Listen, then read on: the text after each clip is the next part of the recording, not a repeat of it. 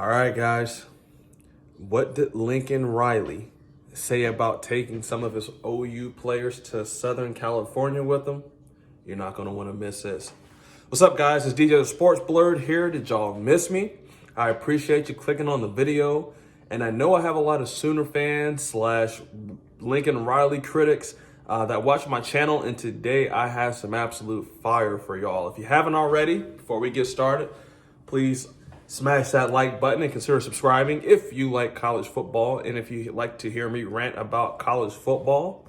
We're going to get into what Lincoln Riley said about the transfer portal and about taking some of his OU Sooners back to Southern California with him. But I wanted to get into a couple of topics that caught my attention this week. So the first topic is Caleb Williams. Ironically, it's been reported that Caleb has already landed at least 3 lucrative NIL deals since he's gotten to USC. He's even come out and said, and I quote, we're going to do more, obviously, end quote. So what are some of these NIL deals, if you ask? Well, let me tell you. He just signed a Beats by Dre deal, Action Water, and also Fanatics, to name a few.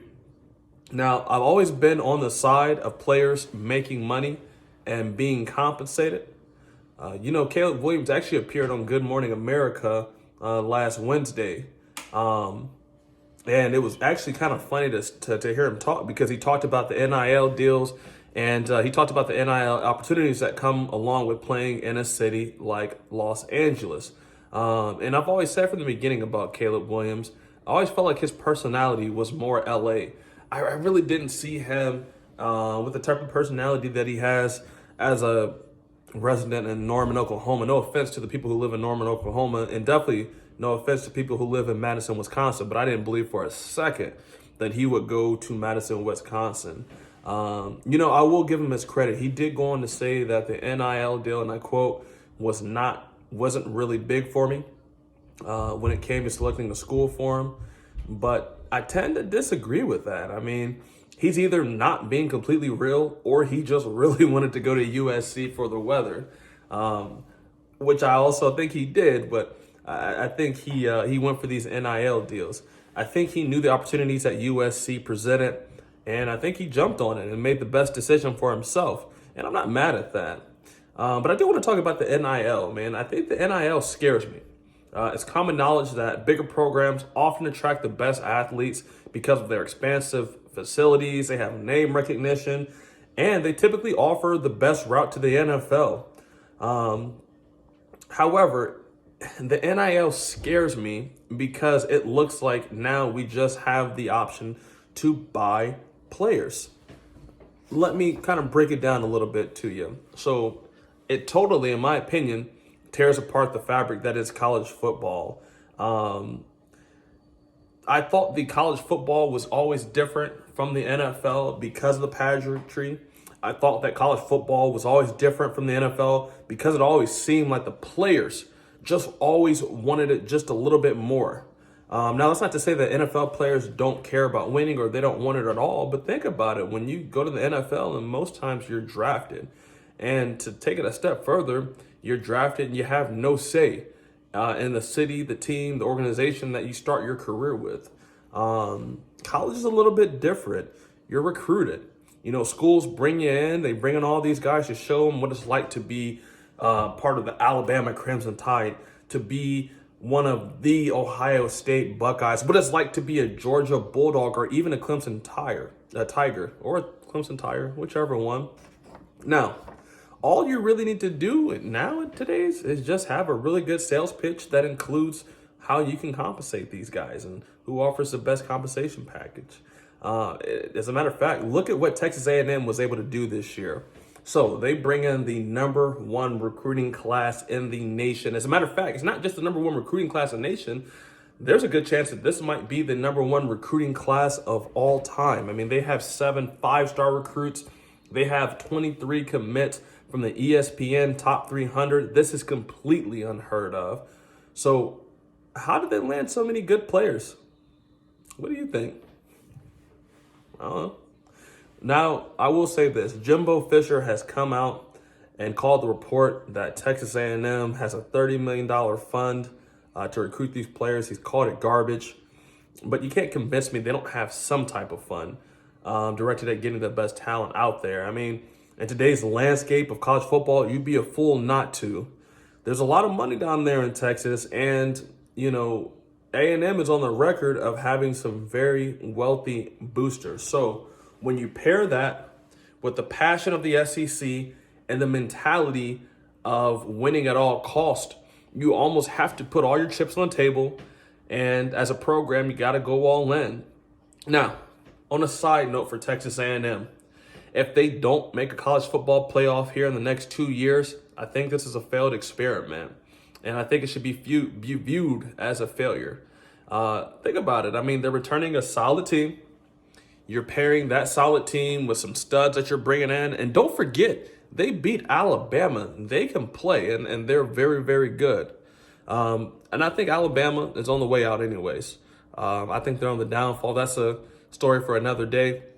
But what I was just trying to say is A&M can be special. So with college football being where it's at, and to the use of the transfer portal, that being a new tool that coaches are using to get the edge, it leads me to my next topic, which is Lincoln Riley. I know a lot of you think that Lincoln Riley is a tool.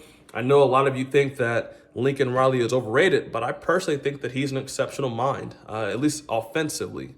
And I think he's a quarterback whisperer. I mean, look at the man's resume. 2 Heisman Trophy winners who also happen to be the back-to-back in 2 consecutive years. He had to be the number 1 overall picks. He's been to the college football playoffs multiple times. Now, he's never won a game in the playoff, and he's actually been embarrassed in the playoffs. But that happens to anybody. I mean, Ohio State under Urban Meyer has been smoked in the playoffs, so that stuff kind of happens. Lincoln Riley is quietly building a program in USC that should be able to compete with all the national powers, the Ohio States, the Clemsons, the Georgias, the Alabamas. Think about this. He's done a lot of his damage through the transfer portal. He's actually built the 2022 recruiting class up to a top 10 class. I mean, he's taken players from Oregon, Stanford, Alabama, Auburn, and of course, Oklahoma.